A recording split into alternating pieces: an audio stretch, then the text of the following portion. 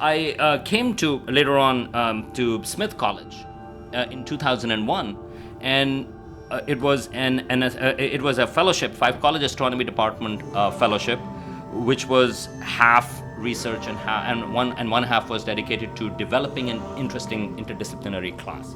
And I was assigned to develop a class called Astronomy and Public Policy.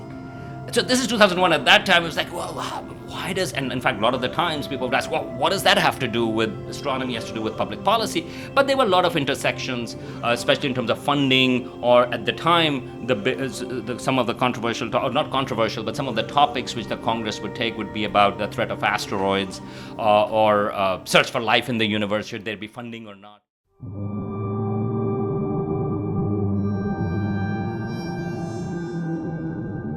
Time for some more Kitchen Table Astronomy with Professor Salman Hameed, Mr. Universe, the head of Kainaat Studios, the Carl Sagan's Cosmos of South Asia. That's what it is. It's great. It's wonderful. It's teaching young people and beyond about astronomy from his homelands of Pakistan and the surrounding areas. And he's also a 5 college astronomer now that Hampshire isn't here. We have entered August, which is the Sunday of summer. It's such a depressing month, even though it's glorious and summer is still here. But everybody's thinking about going back to school shortly. My college-age son is going to leave us again in a couple of weeks. And the 5 colleges, or 4, I guess, in our area are also bracing to come back to school. But there is some sad news when it comes to federal support of the sciences at the college level. And I should mention, I will be teaching at UMASS this fall semester. I'm going to start calling you UMASS astronomer, Salman Hameed, Mr. UMassverse. Right, you can, because I am affiliated with the department, and I'm teaching a class about the future of humans on the moon, and the issues, social and ethical issues, and I'm teaching that class in the Commonwealth Honors College. So yeah, stay tuned, because I'm very excited about that class. This is a class that I've been meaning to teach for a while, and so we will talk more about it. But I want to start with something that you said, and that was the connection to South Asia. And this is one of those moments I was thinking about it. When I came to the U.S., and that was a long time ago, most of the... normally I say for a lot of people were not born by then, but then for NEPM, touch wood. They were around. The late 1900s, let's say. So I came here about 36 years ago. That's for like 1989. And the reason one of the big reasons why I came to the U.S. Was that I loved astronomy because of Carl Sagan's Cosmos.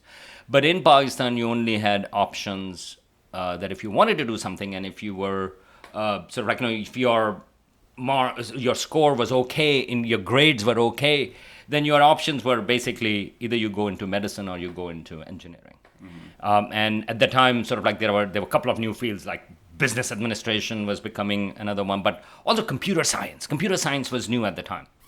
And it made sense for a developing country where a lot of the emphasis, there is not much time for basic sciences.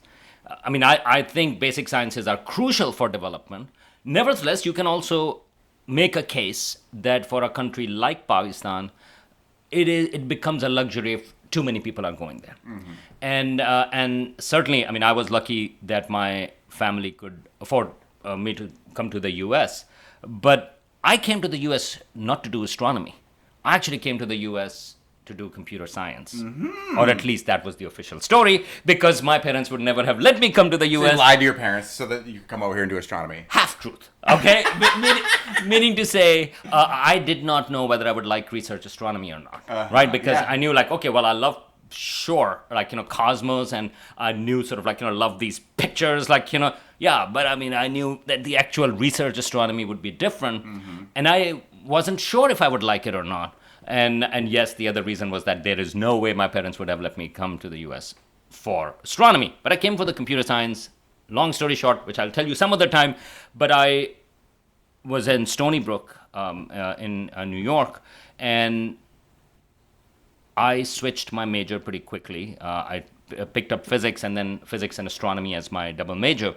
And I was absolutely fascinated, thrilled, amazed at being in the astronomy department in Stony Brook. The thing that struck me around there was just to walk the halls. And so this is when I came to the US earlier on, and you go like, well, here are all these faculty members, and they are really busy, they are working, but they're working on things that they absolutely love. They are looking at, for example, strange stars like neutron stars, or how stars form, or how galaxies work, or looking at sort of like simulations of the universe, which don't have, in some sense, these practical applications, immediate practical applications, and yet those are amazingly smart people, really passionate about what they are doing, and spending all their time and then teaching undergraduates those things, right? And to me, just walking in those halls, that the entire floor, so there was a full floor on Earth and Space Sciences building at Stony Brook, that was for astronomy. And when my sibling actually visited with his family, I remember taking him over there, because to me that was the most amazing thing of being in the US, was the fact that, yeah, you can actually, it's not just one astronomer in the entire US.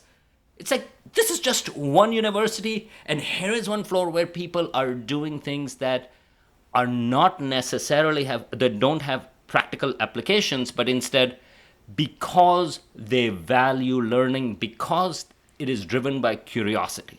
Liberal arts. Liberal arts, right? I mean, but this was at a university level. This is liberal science. And so liberal arts came in later. But to me, that was a really impactful thing, because I was like, well, and this, in my mind, in a very simplistic way, in my mind, that was the reason why the US and the science in the US was so far ahead, because like socioeconomic conditions in general, like, I mean, poorer countries cannot afford to spend on basic sciences.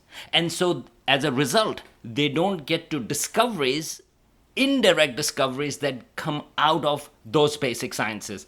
And I was like, well, in some ways there is an unfair advantage, because for rich countries like the US, they can spend a lot of money on basic sciences and also on applied sciences, but there are a lot of discoveries that come out of spending time for people who are enthusiastic, who are doing curiosity-driven research. So whether be it looking at, for example, I mean, this didn't come out directly from the US, but I'm just giving you an example, looking how stars work, and you can actually come up with nuclear fusion, and that can have, for example, later on, fusion reactors and so on and so forth. Or if you are looking at sort of like, hey, how do zebrafish work? And you can actually figure out medical benefits to that. Or we've talked about sort of like these pigeons, that way they use sort of like, a particular part of the brain which gives them sort of like, sense to magnetic fields and so on and so forth.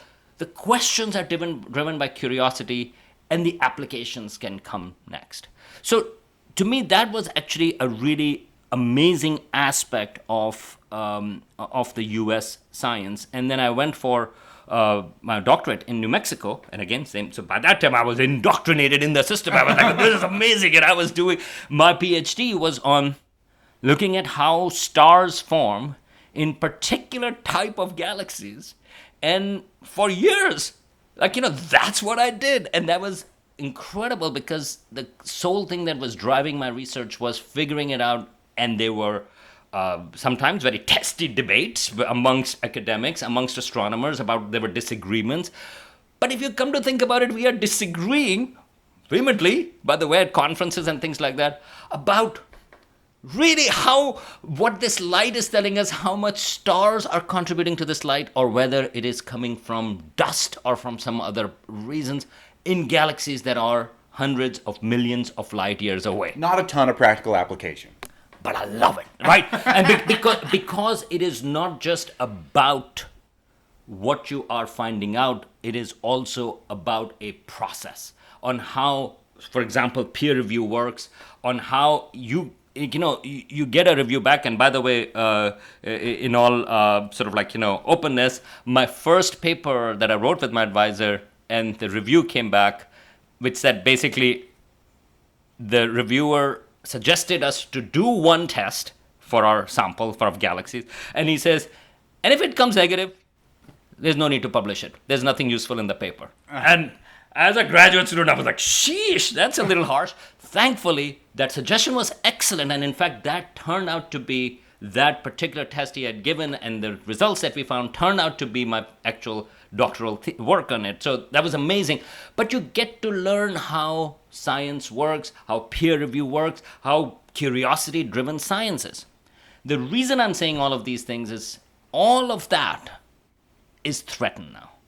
And so this is a long preamble. I came to later on to Smith College in 2001, and it was a fellowship, 5-college astronomy department fellowship, which was half research and one half was dedicated to developing an interesting interdisciplinary class. And I was assigned to develop a class called Astronomy and Public Policy. So this is 2001. At that time, it was like, well, why does... And in fact, a lot of the times people would ask, well, what does that have to do with astronomy, has to do with public policy? But there were a lot of intersections, especially in terms of funding, or at the time, some of the controversial, or not controversial, but some of the topics which the Congress would take would be about the threat of asteroids or search for life in the universe, should there be funding or not. Now, of course, things have changed, and there are a lot more other things. We also talked a little bit about telescope controversies, sort of like, in Hawaii and things like that. But one of the first readings that we would assign was sort of like in a 1945 document by Vannevar Bush. No relation to George W. Bush or George H.W. Bush. He was the first science advisor in the U.S., and he was the advisor to FDR. And in 1940, and he was also the architect in some ways, the organizer for the Manhattan Project. Ah. But in 1945, he wrote this document which was called Science, the Endless Frontier. And the main argument for that was that government should fund basic research. And universities are the ones that conduct the research. And then private companies can then take it and commercialize it.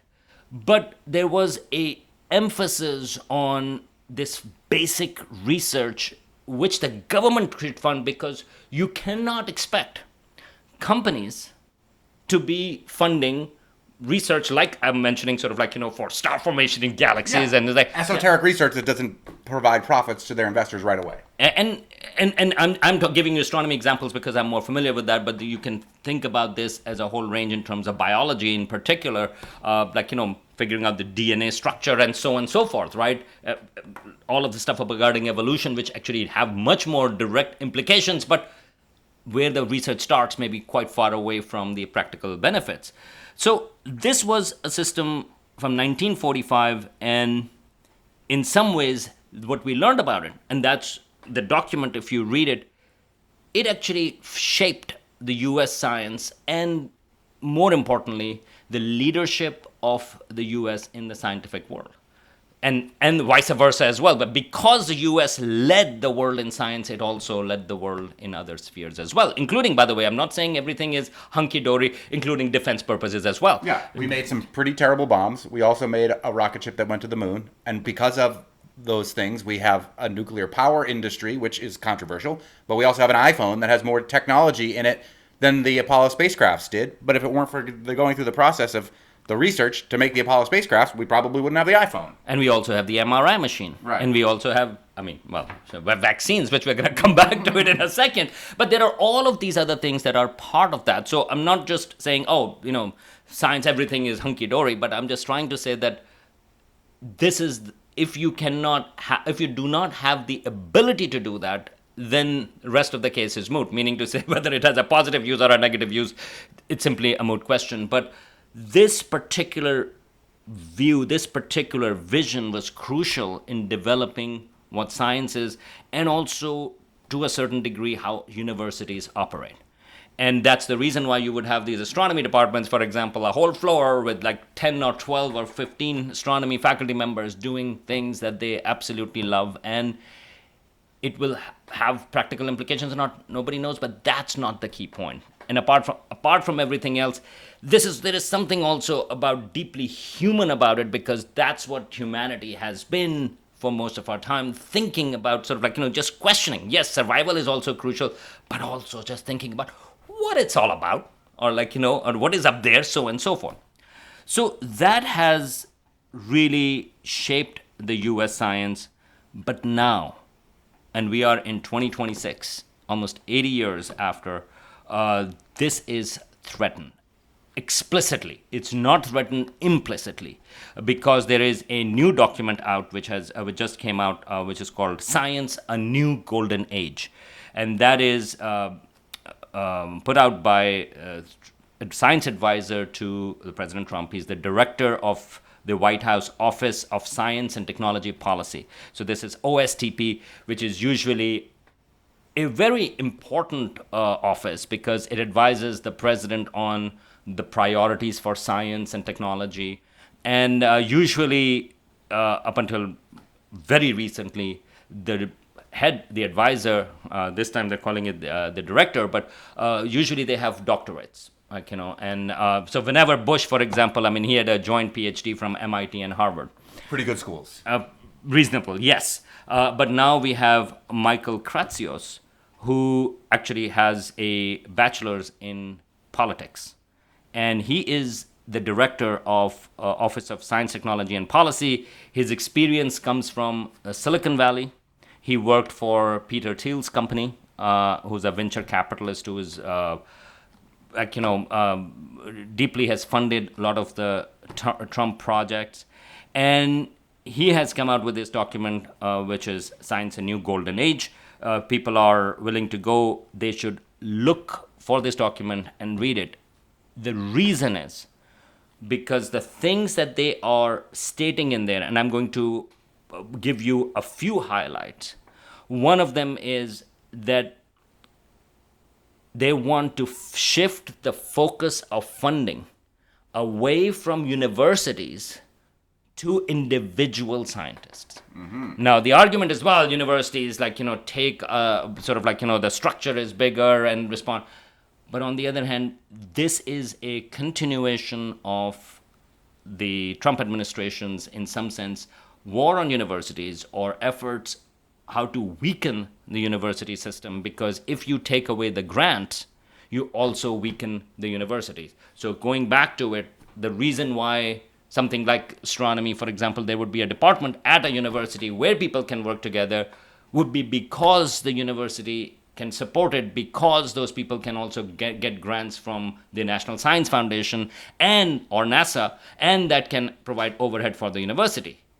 But if you are giving it to individuals, then it makes it a very different situation, because the university may not be able to provide support for the full department. Mm-hmm. Right? So this is one of the things. But to me, this is going to radically change the way science is done. But this is not it, because it is going to be focusing on the research emphasis or the science emphasis, however you want to say it, of President Trump. And in this report, it explicitly says that the emphasis is on AI, it is on nuclear fusion, robotics, quantum computing, and space exploration. Now you can see these are all very practical aspects. And remember, in space exploration as well, which we have talked a bit about that, it is not the basic science part of it, but the practical aspects of that. And so you are looking at cutting out those basic sciences in favor of these practical aspects. And in fact, one of the things when they said that apart from individual scientists, they also want to open up a lot more federal funding for private companies. Mm-hmm. So in some ways, if you look at this document, we are potentially looking at privatization of the scientific endeavor, but funded by the government. Mm-hmm. And so this is the worst case scenario, because there is federal funding, but the federal funding is going to private companies who are running research where the government send money to individuals who work in those places. And so you go like, okay, all right, well, is there how do they justify it? And how do you how are those decisions going to be made? Well, there was a parallel news item last month, and we touched on that, and that was that a lot of the grants, federal funded grants, are going to be looked over by political appointees. And in fact, it's the Office of Management and Budget that is going to look at whether a federal grant meets the standard and the goals of the Trump administration or not. So again, the power of science before was that there are independent bodies that look at the merits of science, that look at peer review. That is going to be in some ways jettisoned for political overview, and this is in particularly impactful for National Institute of Health, because there are a lot of things that, for example, vaccine research or preventing the pandemics and so on and so forth, and climate change. Those things, they feel that, well, those are topics that the Trump administration does not feel that they are worthy of looking at, and hence when these grants are being reviewed, they are not being reviewed by other scientists but by political appointees who are going to decide whether it meets the agenda for President Trump or not. So this is just, again, smattering. This is just a little bit of what it is in this report, Science, a New Golden Age, which is going to reshape science. And I think it's a frightening scenario, and what we are going to see its impact in the next coming decades.